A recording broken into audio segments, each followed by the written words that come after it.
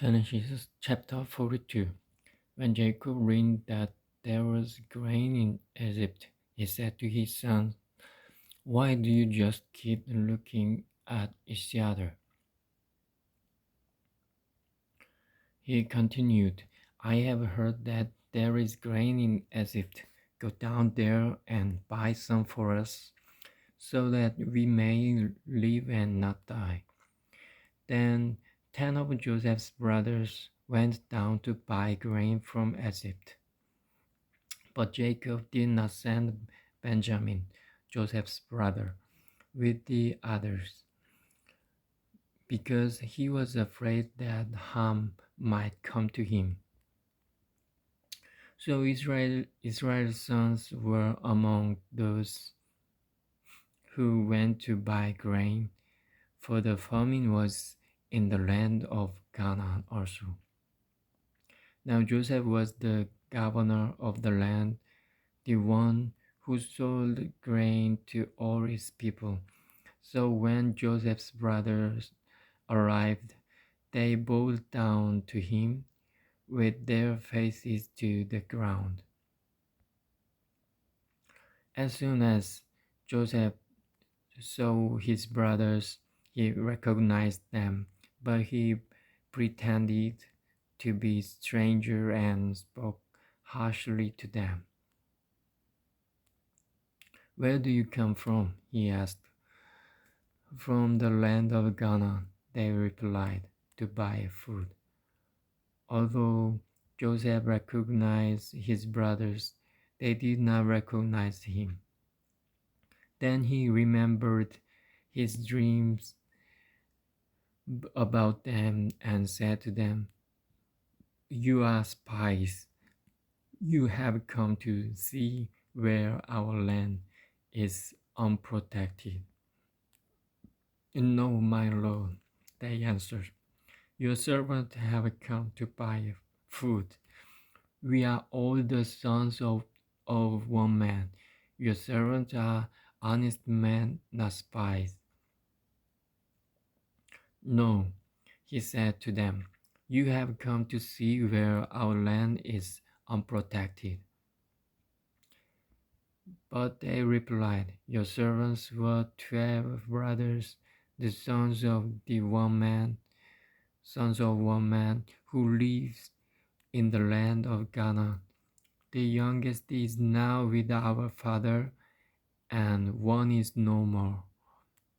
Joseph said to them, "It is just as I told you. You are spies, and this is how you will be tested.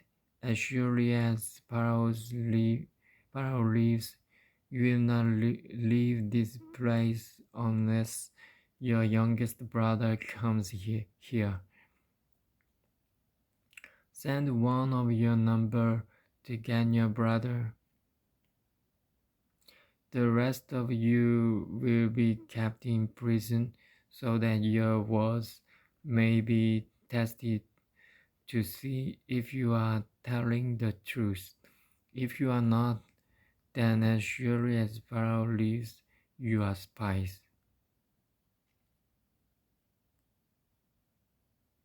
And he put them all in custody for 3 days. On the third day, Joseph said to them, "Do this, and you will live, for I fear God. If you are honest men, let one of your brothers stay here in prison, while the rest of you go and take grain back for your starving households. But you must bring your youngest brother to me, so that your words may be verified and that you may not die." This they proceeded to do. They said to one another, "Surely we are being punished because of our brother. We saw how Distressed he as was when he pleaded with us for his life, but we would not listen. That's why this distress has come upon us. Reuben replied, "Didn't I tell you not to sin against the boy? But you wouldn't listen. Now we must give an accounting for his blood." They did not realize that Joseph could understand them since he was using an interpreter. He turned away from them and began to weep, but then turned back and spoke to them again. He, he had Simon taken from them and bound before their eyes. Joseph gave others to fill their bags with grain, to put his man's silver bag in his sack, and to give them provision for their journey. After this was done for them, they loaded their grain on their donkeys and left. At the place where they stopped for the night, one of them opened his sack to get feed for his donkey, and he saw his silver in the mouth of his sack. "My silver has been returned," he said to his brothers. "Here it is in my sack." Their hearts sank, and they turned to each other, trembling, and said, "What is this that God has done to us?" When they came to their father Jacob in the land of Canaan, they told him all that had happened to them. They said, "The man who is lord over the land spoke harshly to us and treated us as though we were spying on the land. But we said to him, we are honest men, we are not spies. We were 12 brothers, sons of one father. One is no more, and the youngest is now with our father in Ghana." Then the man who is lord over the land said to us, "This is how I will know whether you are honest men.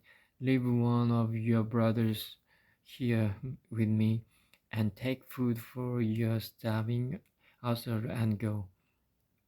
But bring your youngest brother to me, so I will know that you are not spies, but honest men. Then I will give your brothers back to you, and you can trade in the land."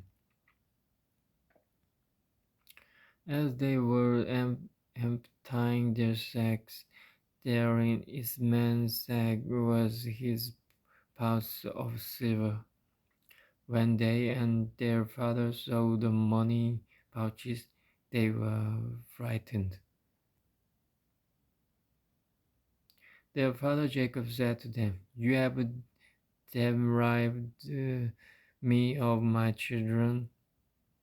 Joseph is no more, and Simon is no more, and how you want to take Benjamin? Everything is against me."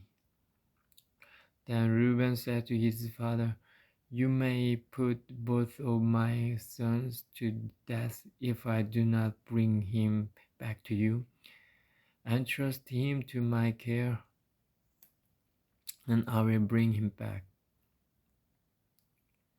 But Jacob said, "My son will not go down there with you. His brother is dead, and he is the only one left. If harm comes to him on the journey you are taking, you will bring my gray head down to the grave in sorrow."